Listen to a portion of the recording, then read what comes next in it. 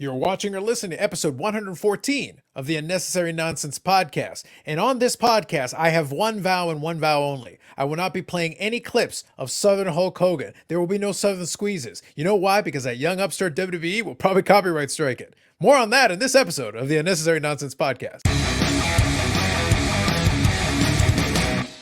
I like when StreamYard glitches on the intro part. Yeah. So I actually couldn't see the majority of that, so hopefully it actually played. Otherwise, it'll be added in. It played for me, but it did glitch. Okay, so it did play for you? It did. Okay, well then, intro time. I'm Carlos and that's Davaid. So wait, so they actually flagged that video? Oh yeah, so let me explain. So I do my so on my live stream on Fridays, we talk about a variety of crap. It's sports card oriented mostly, but it can delve into, like we had since I had the Fast 9 thing with me, we talked about action movies for a couple of minutes. We talked about music a couple of weeks ago, but about a month ago I don't remember the context, but somebody brought up something about wrestling or Hogan. And then I decided it was a good opportunity to educate the children and tell them about, our good friend Southern Hogan, he of the Southern Squeeze, with his brother, daddy, brother. One of my favorite clips, to be honest. So I was like, any excuse to play this is a great excuse. And so I played the clip and then explained the context, soon to be Brutus the Barber Beefcake there with him, blah, blah, blah. I explained the whole thing. But then about a month goes by and I get a little notice from YouTube. And I've had this happen before because, again, it's all these young upstarts. It was WWE, and then the previous one that I had was a notice from another, small time content creator, Joe Rogan. So apparently they flagged, part of my live stream as well. Really, so like I said, all these small players are coming and nipping at my heels. It's embarrassing, really. Like, it is beneath me to deal with such tiny, insignificant things as these people. But nonetheless, with the Rogan one, basically all they did was demonetize it and it left it up. But the WWE one completely pulled the live stream off. Wow. So now the only way I can get it back, now I literally have to download it, remove the clip in question, re-upload it, but then it'll get treated as a new video. The original one basically goes away. It's still there. Like, I can see it and I can access it. Now the good news is it had already been out for a month. So I was like, well, it's not really going to make that much of a difference. But for completion's sake, I don't like that my 53rd live stream episode just magically vanished off of the playlist and stuff. And it's like, it wasn't my doing. I didn't do it. Interesting. So it's like I said, so there will be no Southern Hogan today, sir. Did we have it in ours too, or no? We had it in I'm pretty sure we played it in a previous episode. Yeah. Yeah. So, but that didn't get flagged. I think they. But then again, we're not monetized, so maybe that's why. That's part of it. But I'm sure they knew. Us. I'm sure they knew better than to trifle with me twice. Once I will forgive. You guys are young. You're new to this business. You're new to this content game. I'll give you a break. But you mess with it. It's like, as a wise man once said, your arms are too short to box with God. Hold on. I would like to point something out because this came up in a podcast that I call into, which is a wrestling podcast. Okay. We also got to talk about you calling into a wrestling podcast. Please continue. Right, fair enough. This is the 1991 Hasbro Hogan figure. Yeah. It's the one that does. It's the one that does. Yeah. And his arms fall apart. I'm pretty sure. We had that one. Does take this down. We used to have that one. Yeah. This is basically the Southern Squeeze. I'm aware of this. He's doing this in this figure, which is what I referenced. But now you're gonna get us. But now you're gonna get us demonetized if we had been demonetized because you happen to show an action figure on the screen. Maybe. So who's gonna come after us? So Hasbro or WWE, Hulk Hogan, or all three? Well, obviously, the only true villain that can come in this situation. Just because I can. Just because I can. At least that played without a hitch. That's the only thing. I was like, I just want to make sure stuff's actually still playing. It's the only part I cared about. But that's a good question. So can I segue to a baseball question? So today we're just gonna throw random questions at Carlos. And go for it. Make it happen. Come back. But this was good. I enjoyed the start of this because anyway, do you want, before I actually ask the baseball questions, as you gave the Rob Manfred, do you want me to tell you about the podcast that I call into or no? Okay, so tell me quickly the story. So you listen to a podcast and you call it. Explain. Okay. So there is a podcast, 80s Wrestling, the podcast. Okay, sure. All right. They have 30 some odd episodes. Mm-hmm. All right. And not at the beginning. And I was kind of, because the organization or the people that do them is one of the guys that does a bunch of the signings that I send stuff into. Okay. Because his shipping costs are not atrocious to come back. Anyway, they started doing a call-in show like a few, maybe like within 10 podcasts ago. So it was just two guys talking like us. And then now they do still the same two guys, but they also do call-ins. All right. And so I called in once. And then now that I've like sent a bunch of stuff and the guy knows me as sort of the guy who sends the artwork, that he was like, hey, that guy. And I was like, yeah, I'm that guy. So I call in. I'm David from Canada. Not Daviad from Canada, but David from Canada. And so I lie to them about your name? This is a terrible way to begin a relationship, Daviad. And I come in, call weekly, So and that one. So I think the last three plus the Roddy Piper one I've called into. Okay, so Wrestling Fair from the 80s and early 90s is the most recent one. Yeah. Okay. So I talked about they actually referenced my previous call on that call. I think I called in Ultimate Warrior. Sorry, I've called in for Ultimate Warrior, Mr. Perfect, Ricky Dragon Steamboat, this episode on action figures, and then the first one I called in was Roddy Piper. But yeah, and so I kind of feel like I sort of know these guys. They both follow at DJTIU Art, and we talk wrestling. And obviously other people call in and talk wrestling, and then they talk wrestling amongst themselves. But I did talk about the Hogan figure and reference the Southern Squeeze. Look at you. Which I wouldn't have been able to reference if we weren't friends. Just the gift that keeps on giving. These are facts. So here's a question for you, Carlos. Who do you think of the teams that still exist? I mean, you could talk about Boston too, if you wish. Boston doesn't exist. Please go on. Which team? Which team has made the biggest blunder?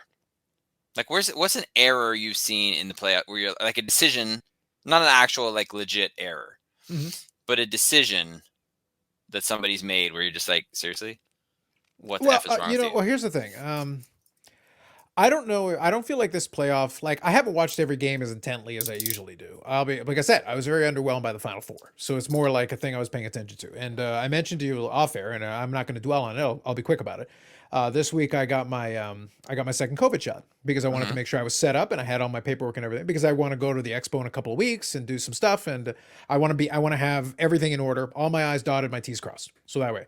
And one other thing, and different folks have different, reactions to it, whatever. For the most part, the family, our stuff was pretty light. Everybody felt pretty okay. I had a little sore arm for a couple of days, but one of the things that I had, and it was the same for the first one, I had a little bit of fatigue. The second one had a little bit more fatigue, but only marginally. It wasn't anything crazy. But I took it easy that day, and I knew that I was going to make sure to prepare.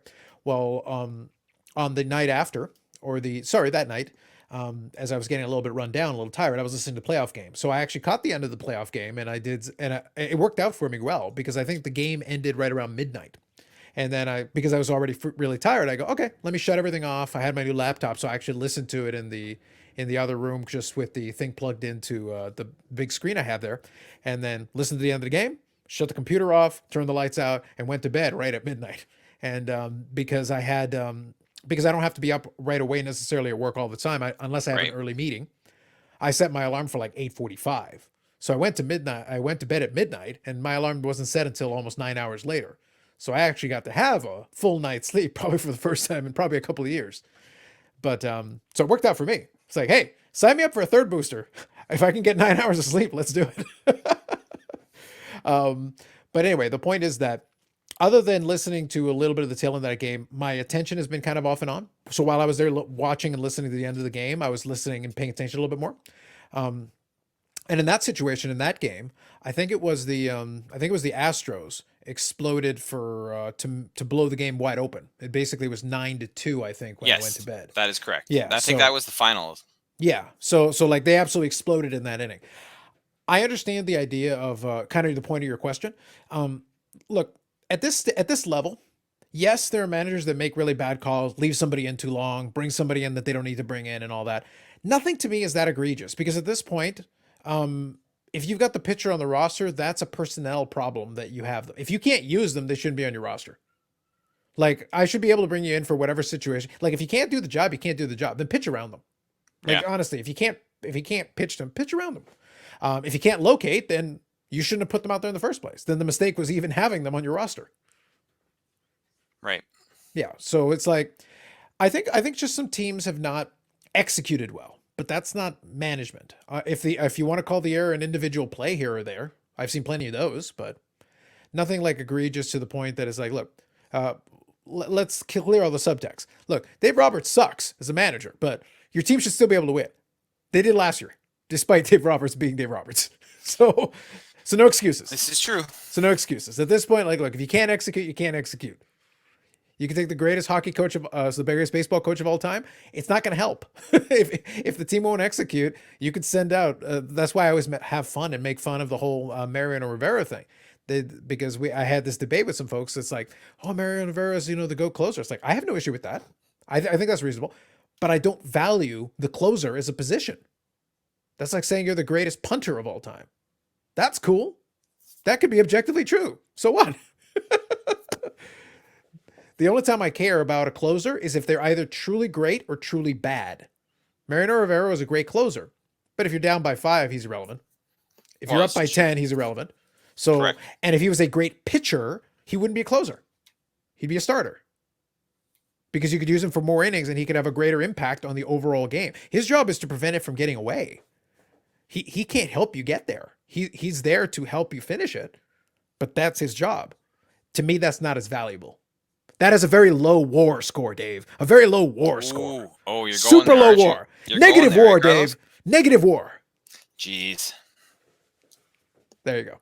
So yeah, for the playoffs, I haven't seen anything that I feel is too egregious. I haven't been paying attention closely enough, so I fully leave that caveat in there. But I haven't seen anything that struck me as horrifically egregious. All right. Fair enough. How do you feel I think there's some egregious Dodger decisions when it comes to pitching and. Well, the Dodgers are an egregious franchise. Please go on. Well, where they are with their starters, right? And why are you bringing certain people into certain situations? I question. I'm also a big believer in don't pitch your starters in relief. Like, let's pitch them on 2 days. Like, you know what? So here's the thing. Mm-hmm.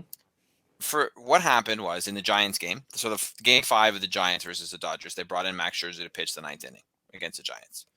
Now it worked out. All right. He got 3 outs. Mm-hmm. I think he did 3 up, 3 down. He got 3 outs anyways. They won the game.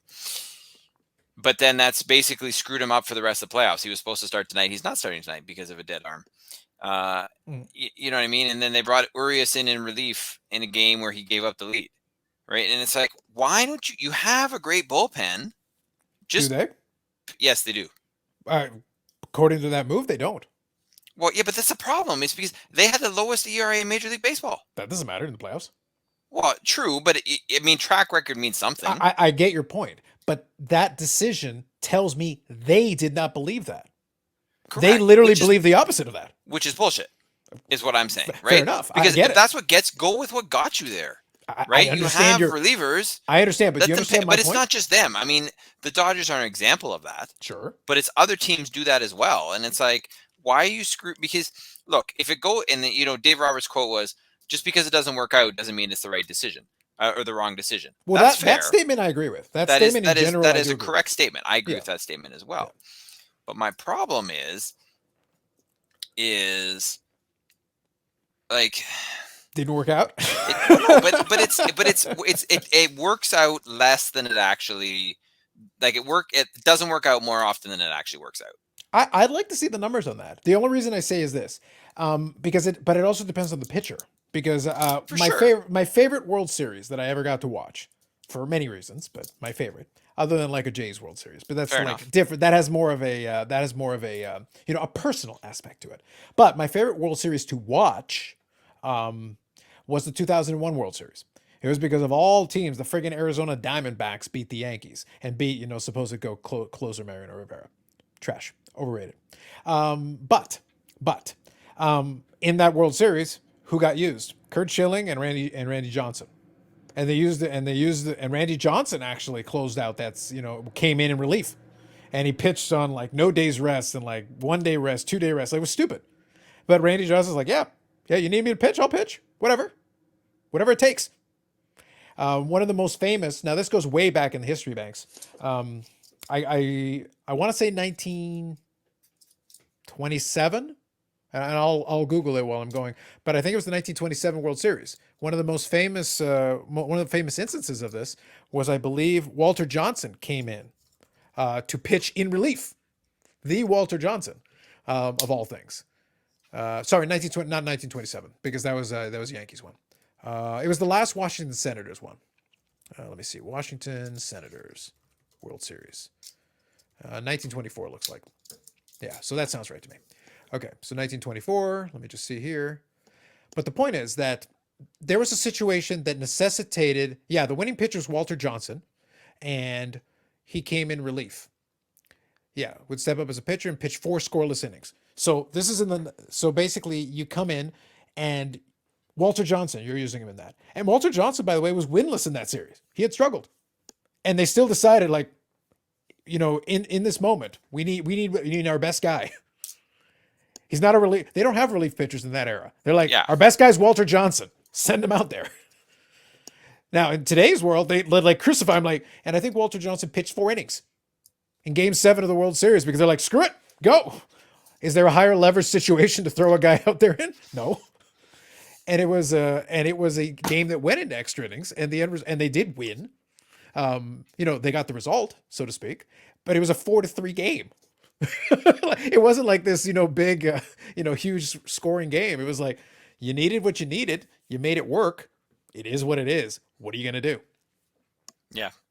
But that's going back to 1920s, 1924. It's not like this has never been done before. Now, it would be interesting to see because you're not doing it from a place of abundance. You're doing it from a place of desperation, or you really don't believe that your bullpen can get it done, and you're grabbing who you consider to be your best guy. To be blunt, Max Scherzer, I get your point, but Max Scherzer has been, for the last several years in various stretches, the best pitcher in baseball, and at times completely unhittable. Now, but here's the thing. If you knew going into that game, like, here's the other thing you have to understand, because I think you make a good point about they clearly don't believe they have a good enough bullpen. Yeah. Because that situation, Scherzer went in on 2 days rest. Sure. He had done that before, and it had never worked out. Sure. Right? So clearly, I don't know. Or it's just this new age baseball with all the analytics that's fucking bullshit, as far as I'm concerned. Yes, the new age baseball from 1924. Well, yeah, but how often did that happen in 1924? These are playoff situations, though. I'm talking about playoffs. Like, they don't do this in the regular season, Dave.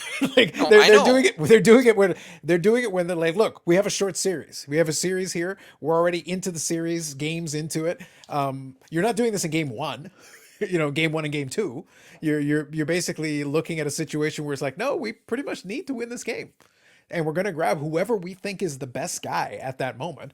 And Max Scherzer normally would be your answer of who's our best pitcher we got? Scherzer? Yeah. That's usually what you think about. And isn't Buehler pitching for tonight's game?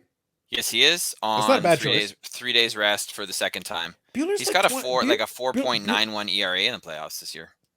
But all the Dodger pitchers stuck in the playoffs. I thought we made this abundantly clear several minutes ago. They all suck. Clayton Kershaw, garbage. Scherzer, trash. Buehler, garbage. Can we get Sandy Koufax? Isn't he like 70? Let's give it a go. Even someone who's been, an amazing person for them, right? And Julio Urias does not pitch well in the playoffs when he hasn't been used in his regular role.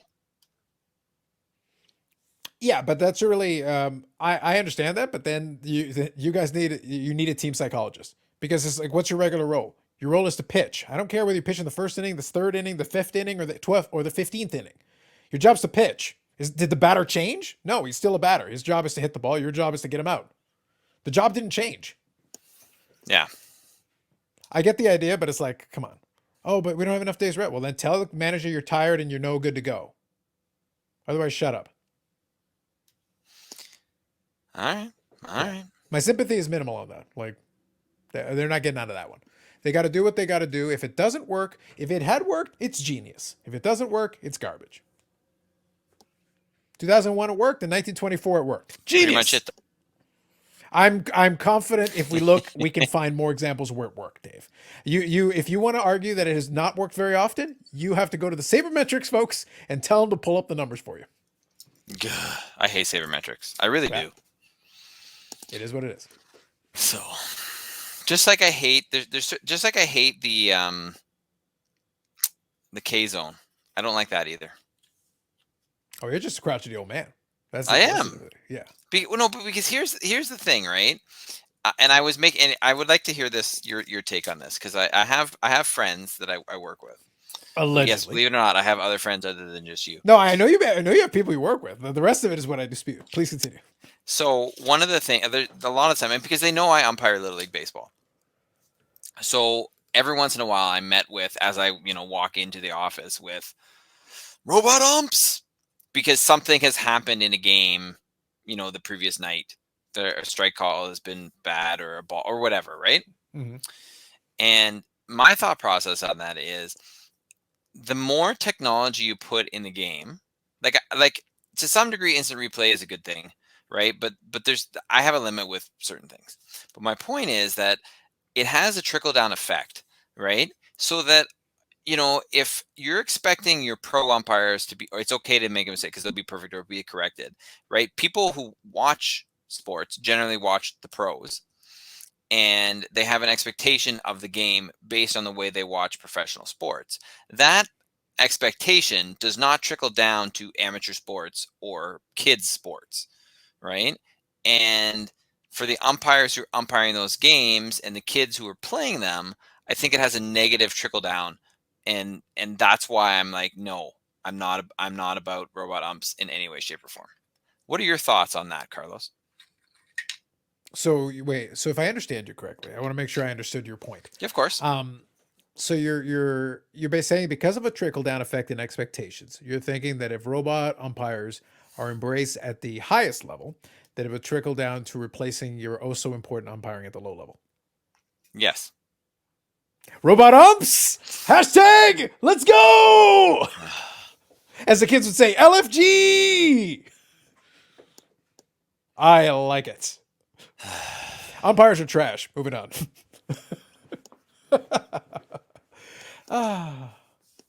Thank you for that. I needed that. No I problem. wanted to make sure I understood you correctly. It was very important that I understood you correctly. No problem, Carlos. All right. You got any wrestling for stuff for me?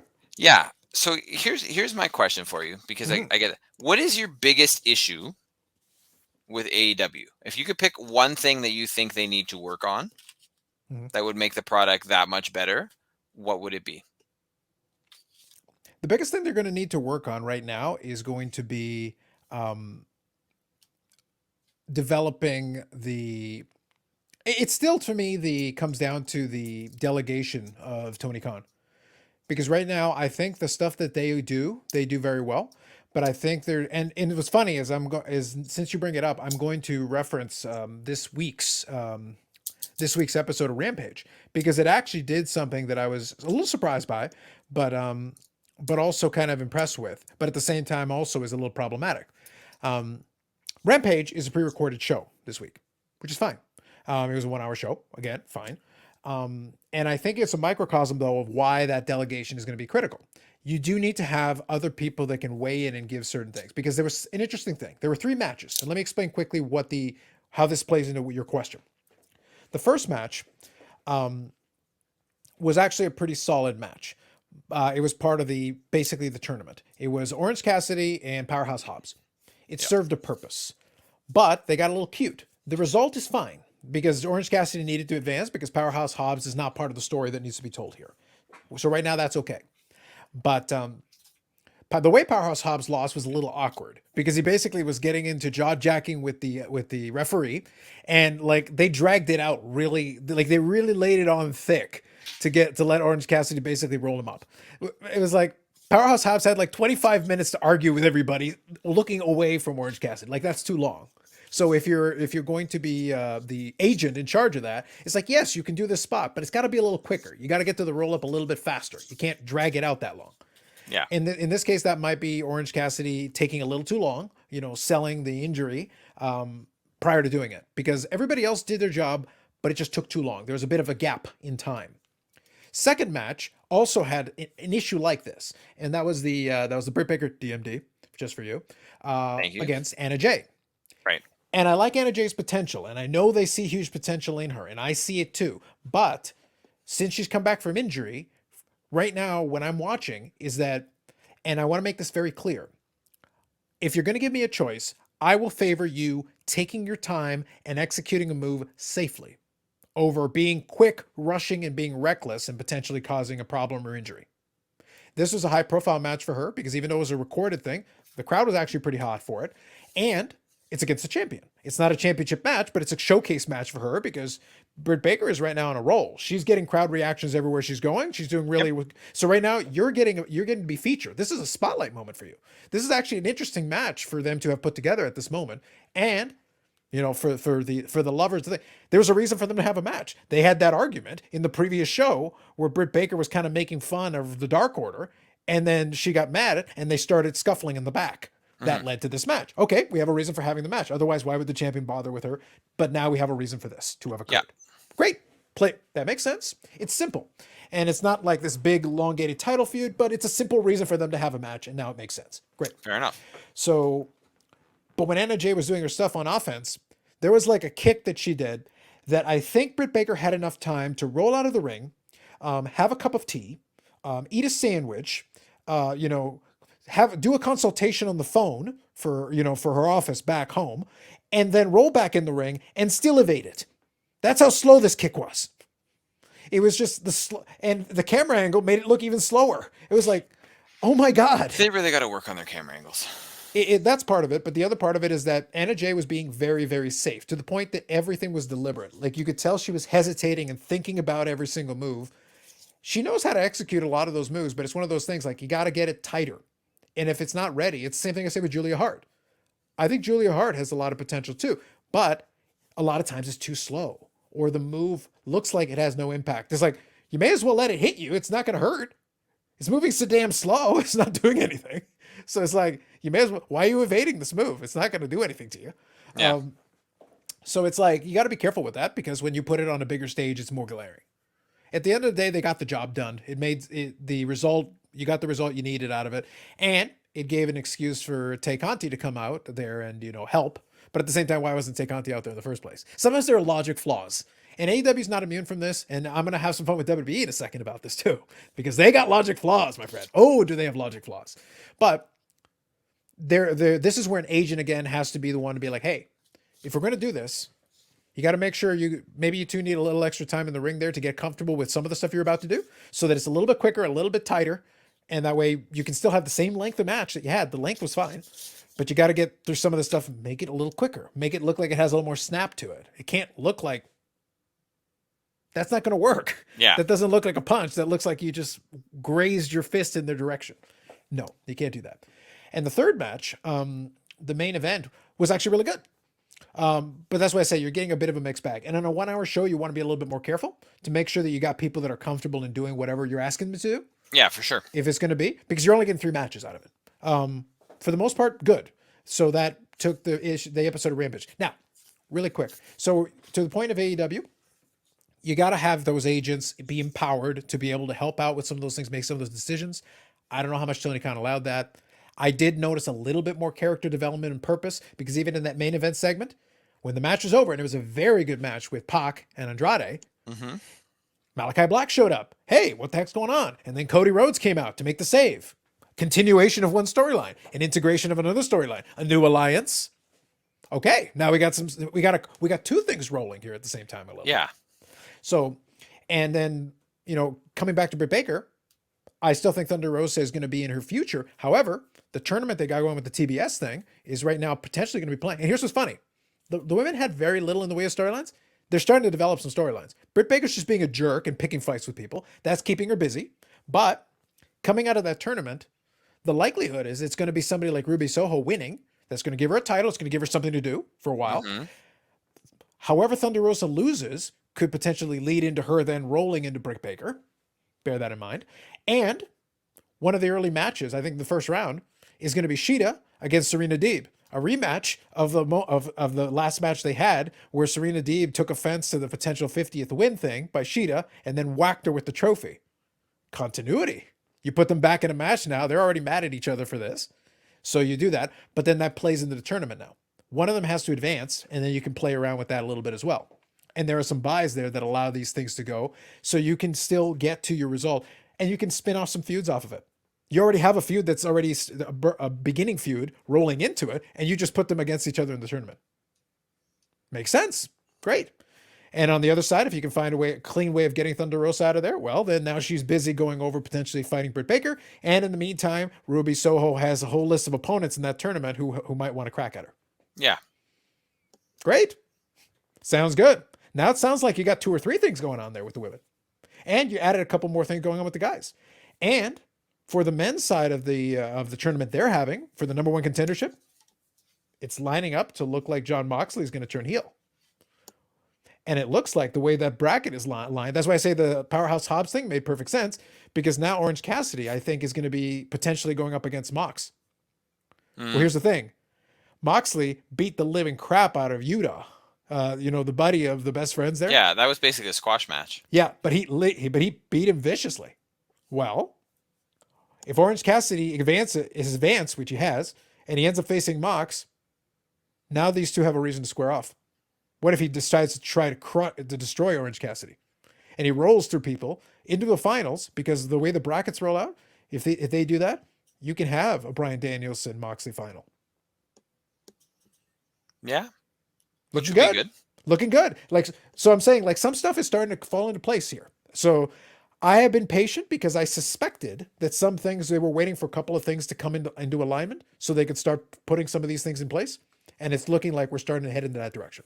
Yeah. Because then a heel Moxley offers a new opportunity for, say, potentially a new champion Hangman. Huh. Isn't that interesting how suddenly we already have a potential opponent in the wings over here kind of doing his own thing. But then if the Hangman thing comes to pass over here, you forgot about this guy. He's like, oh, and he's a bad guy too. So now he's going to roll into town. Yeah, I quite think that Hangman. I don't want to call him Pac-Man. Hangman Adam Jones he's the one who's going to end up being the champion. Yeah, I think that's which is a conclusion to a logical story that they have been playing off. So that story for him has been going on for a while, and he and Kenny were going to be on a collision course.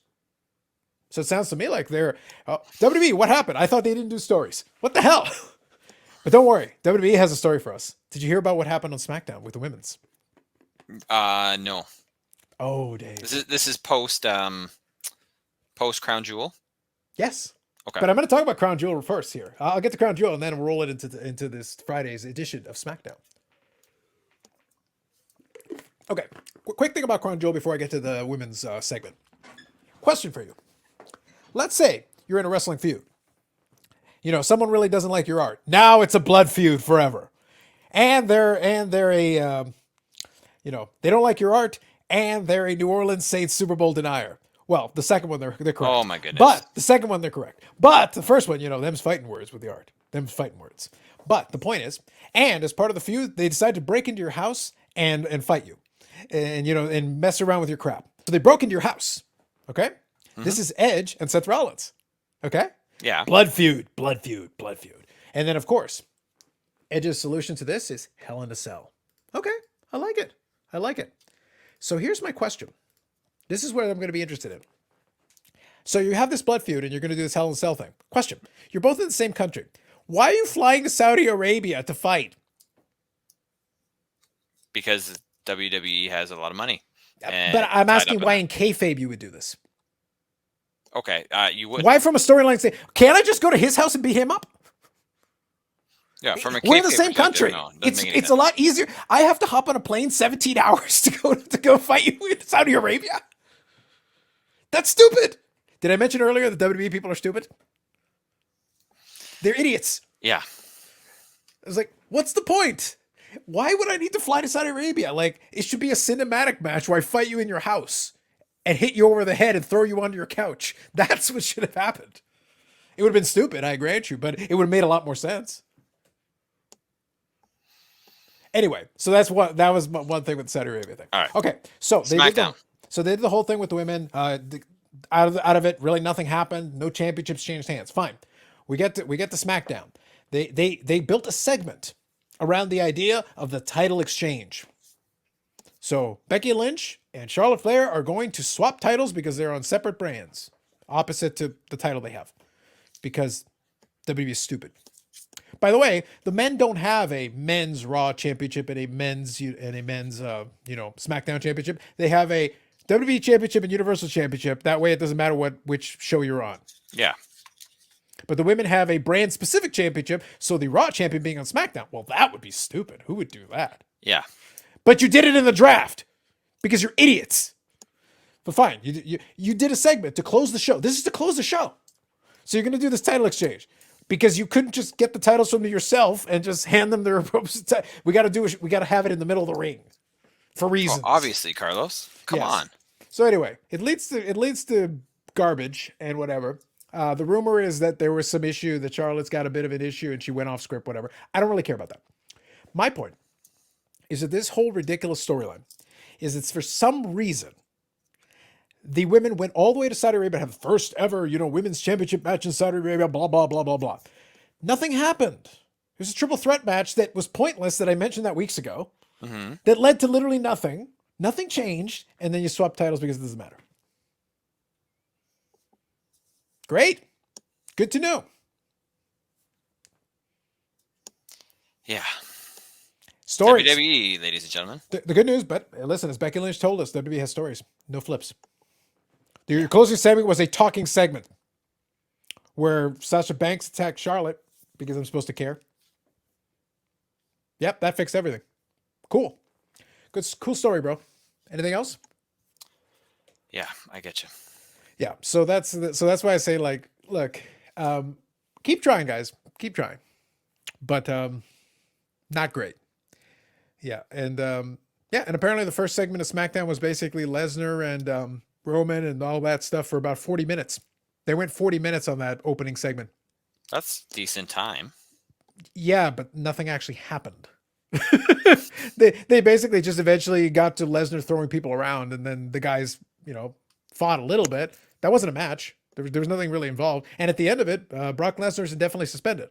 Why? Because Brock Lesnar only has so many appearances, and they can't have him on the show all the time. So he'll be gone for months.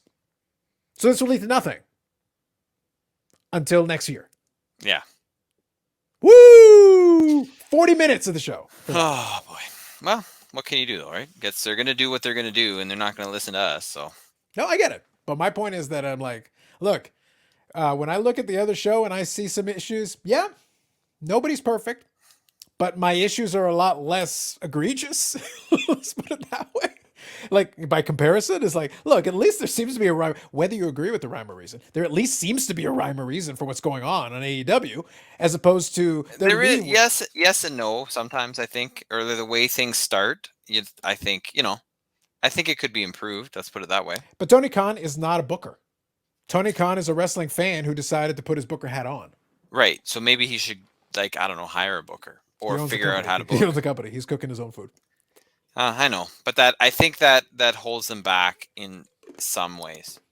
Right now, at this point, let's put it this way: AEW is a C- on logic. WB is an F-. They're -4. All right, I can live with that. What you're competing with is the special child in the back who hasn't graduated 6th grade in 14 years. This isn't a lot of competition. Your job is just, can you pass the grade? Yep. Okay, great. You're going to grade 7. You can stay back there, Charlie. So you're staying back there. Poor Charlie. That's pretty much it, isn't it? Right? It really is. But anyway, we'll see. And then I'm looking forward to, I set the PVR. So as we speak, I set the PVR for tonight's show. They've got a lot of stuff on that docket, though. I think I'll talk about it some more once I get a chance to see it and what happens. But they got a lot. So the Saturday show, they got a lot of good matches on for AEW. So we'll see how they're able to execute and proceed from there. That'll be interesting. And I'm looking forward to that. But yeah, right now, like I said, both companies have some work to do. I'm at least enjoying what AEW is doing with. And again, they're gonna screw up some stuff. They're gonna crash and burn some stuff. I guarantee it. But like I said, they're trying stuff.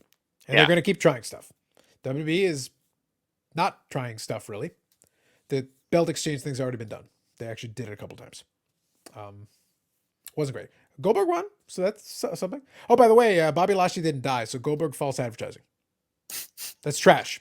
You were supposed to kill this man in Saudi Arabia and bury him in the sand or something. Yeah, well. Didn't happen.